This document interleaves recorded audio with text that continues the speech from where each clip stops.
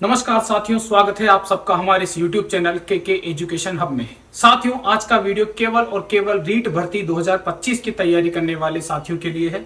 बाकी साथी अपना समय जाया ना करें क्योंकि समय बहुत कीमती है और आज इसी समय की बात करेंगे क्योंकि रीट 2025 भर्ती की तैयारी करने वालों के लिए अंतिम समय आ चुका है। यानी अंतिम 30 दिन आपके पास बचे हैं और इन 30 दिनों में क्या तैयारी की जाए, किन चीजों को पढ़ा जाए, किन चीजों को छोड़ा जाए, इसके बारे में हम इस वीडियो में बात करने वाले हैं।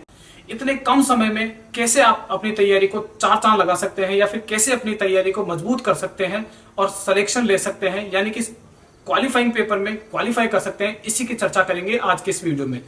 तो इस वीडियो को अंत तक देखना साथियों, ये वीडियो आपके लिए बहुत ज्यादा फ्रूटफुल, बहुत ज्यादा उपयोगी होने वाला है। साथियों, इस भर्ती में अब तक 11 लाख से ज्यादा आवेदन आ चुके हैं लेवल 1 और लेवल 2 के लिए। क्वालिफाइंग मार्क्स रखे गए हैं इसमें 60%, यानी कि आपके 150 में से 60% नंबर आने चाहिए इसमें क्वालिफाई करने के लिए। फिर इसके बाद में आप मेंस में बैठ पाओगे। ये बेसिक नॉलेज है जो आप सभी को होगी अगर आप इस भर्ती की तैयारी कर रहे हैं। बात करते हैं कि क्या पढ़ा जाए इस एक महीने में और किस चीज को छोड़ा जाए, क्योंकि साथियों सब कुछ पढ़ाया नहीं जा सकता और हमें सब कुछ पढ़ना भी नहीं है। हमें इस बात को पहले से ध्यान में रखना है कि ये केवल क्वालिफाइंग पेपर है और यहाँ पे हमें केवल और केवल 60% यानी कि 90 मार्क्स लाने हैं। कितने में? 150 में से। अब 150 में से 90 मार्क्स लाने के लिए आपको क्या पढ़ना चाहिए और क्या छोड़ना चाहिए? साथियों, जो 140 लाएगा या फिर जो 91 लाएगा, दोनों की वैल्यू बराबर है, दोनों केवल पात्र होंगे मेंस के लिए। तो इसलिए आपको इसमें मेरिट लाने की होड़ नहीं रखनी है। मेरिट लाने की होड़ में अगर आप सारा सिलेबस लेके बैठे हैं और अब अंत समय पे उस सारे सिलेबस को पढ़ेंगे तो आपके दिमाग में कहीं ना कहीं खिचपिच हो जाएगा और प्रेशर में आदमी हमेशा गलती ही करता है। इसलिए आपको इस बात का ध्यान रखना चाहिए कि इस समय में आपके अपने आप को थोड़ा सा काम डाउन रखना है, थोड़ा सा स्थिर रखना है, धैर्य बना के रखना है और प्रेशर अपने आप पे हावी नहीं होने देना है और केवल काम की चीज पढ़ना है जो आपको 90 नंबर दिला सके। तो साथियों, हर आदमी या हर जो तैयारी करने वाला अभ्यर्थी है उसका इंटरेस्ट अलग अलग होता है। अब आप अपने इंटरेस्ट के अनुसार अब तक जो आपने पढ़ा है केवल उसी पे विचार कीजिए कि क्या अब तक जो आपने पढ़ा है उससे आपके 90 नंबर आ रहे हैं, 90 मार्क्स आ रहे हैं, क्योंकि इसमें नेगेटिव मार्किंग तो है नहीं। अटेम्प्ट आपको 150 करने हैं लेकिन आपके 90 नंबर तो आने ही चाहिए। तो अब तक जो आपने पढ़ा है क्या उसके आधार पे आप 90 नंबर ला सकते हो? इसकी जांच कीजिए। आप एक दो प्रश्न पत्र लगाइए प्रीवियस ईयर के, ताकि आपको पता लग जाएगा कि आप कितने गहरे पानी में हो। फिर उसके बाद में अगर आपके पास आपके जो नंबर हैं वो कम आ रहे हैं, जैसे मान लीजिए किसी के 80 नंबर ही बैठ रहे हैं, किसी के 70 नंबर ही बैठ रहे हैं, तो फिर आप अपने इंटरेस्ट के अनुसार सब्जेक्ट लगाइए कि क्या आप कोई लैंग्वेज पढ़ेंगे, साइकोलॉजी पढ़ेंगे या फिर राजस्थान जीके पढ़ेंगे, जहां से आपका इंटरेस्ट भी हो और आप अच्छा कवर भी कर सकते हो। साथियों, अगर किसी व्यक्ति को 15 मिनट दिए जाए एक बबूल काटने को, तो याद रखिएगा 10 मिनट उसका जो काम है, 10 मिनट में उसको उस कुल्हाड़ी को धार लगाना चाहिए ताकि 5 मिनट में वो आसानी से उस बबूल को काट सके। तो आपका जो ये समय है ये धार लगाने वाला समय है, यानी अपने आप को जितना आपने पढ़ लिया उसका रिवीजन करने का है। तो अब तक जो आपने पढ़ लिया उसका आप रिवीजन कीजिए। अब आप डेली रूटीन पे एक एक क्वेश्चन पेपर लगाइए और जो क्वेश्चन आपके गलत हो रहे हैं उससे रिलेटेड उन टॉपिक को आप पढ़ते जाइए साथ में, तभी आपकी तैयारी हो जाएगी। एक चीज तो आप ये समझ लीजिए कि इसमें आपको 141 नंबर नहीं लाने या 150 नंबर नहीं लाने, इसमें आपको केवल 90 नंबर लाने हैं।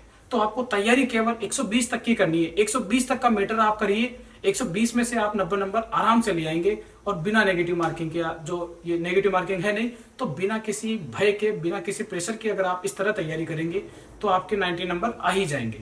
तो एक बार फिर से बताऊं, आपको अपने जितना भी सिलेबस आपने कवर किया है एक बार पहले से उसको रिवाइज कीजिए। रिवीजन बहुत ज्यादा इंपॉर्टेंट है, क्योंकि जितना रिवीजन आप करोगे उतनी ज्यादा प्रैक्टिस होगी और प्रैक्टिस से ही कोई भी आदमी परफेक्शनिस्ट बनता है, यानी कि प्रैक्टिस से ही परफेक्शन आता है। और जितना परफेक्शनिस्ट आप बनोगे उतने सवाल कम गलत होंगे और उतने ही ज्यादा नंबर आने के चांस बनेंगे। इसलिए आपको प्रैक्टिस ज्यादा करनी है और प्रैक्टिस के लिए आप आज से ही टेस्ट सीरीज ज्वाइन कर लीजिए। टेस्ट सीरीज कोई सी भी हो, किसी भी प्रकार की हो, प्रीवियस ईयर क्वेश्चन को लगाना मत भूलिएगा, क्योंकि जब भी कोई एजेंसी या फिर जो कमेटी बोर्ड पेपर डिसाइड करती है तो वो भी एक तरह से ह्यूमन ही है। वो नए नए क्वेश्चन सिर्फ 20 ला सकते हैं, 20% क्वेश्चन ही नए आते हैं, बाकी 80% क्वेश्चन जो है वो कहीं ना कहीं से बहुत पुराने पेपरों से लेके और अब तक के पेपरों में से रिपीट होते हैं। इसलिए प्रीवियस ईयर के क्वेश्चन को आप लगाना बिल्कुल मत भूलना। प्रीवियस ईयर क्वेश्चन से भी जो है आपके 90 नंबर आ जाएंगे आसानी से।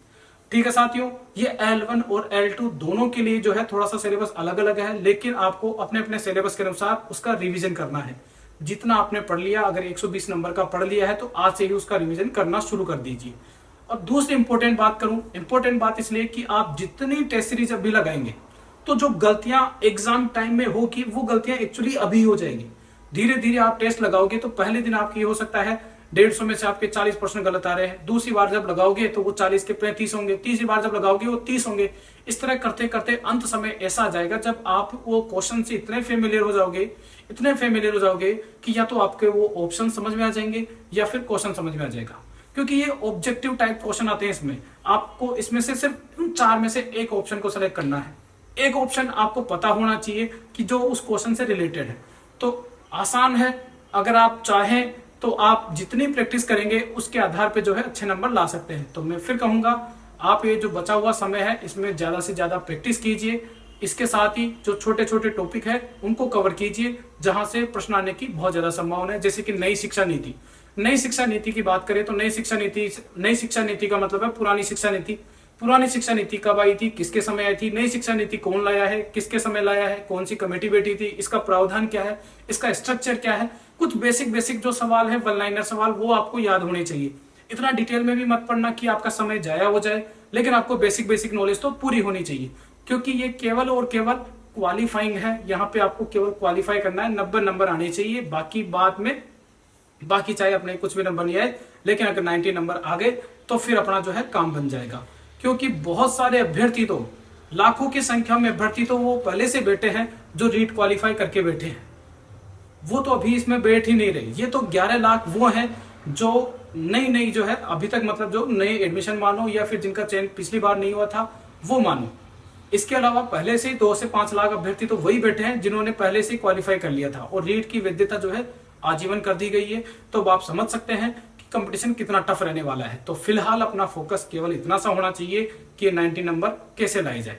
तो आपके पास जो है समय बहुत कम बचा है, 30 दिन बचे हैं। 30 दिन में अपने आप को, इस शेड्यूल को थोड़ा सा टाइट कीजिए। सबसे पहले उठते ही जो है रिवीजन मारिए, जो आपने पढ़ा है उसका रिवीजन मारिए। फिर उसके आधार पे जो है टेस्ट सीरीज, उसका टेस्ट लीजिए, उसका टेस्ट दीजिए। टेस्ट देने के बाद में जो गलतियां हुई है उससे रिलेटेड टॉपिक फिर से पढ़िए।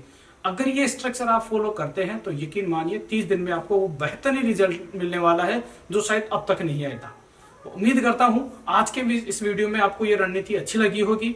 बाकी अगर आपके कोई फीडबैक है तो आप कमेंट बॉक्स में लिख सकते हैं। मिलेंगे अगले वीडियो में, तब तक के लिए इजाजत चाहूंगा। जय श्री राम, धन्यवाद।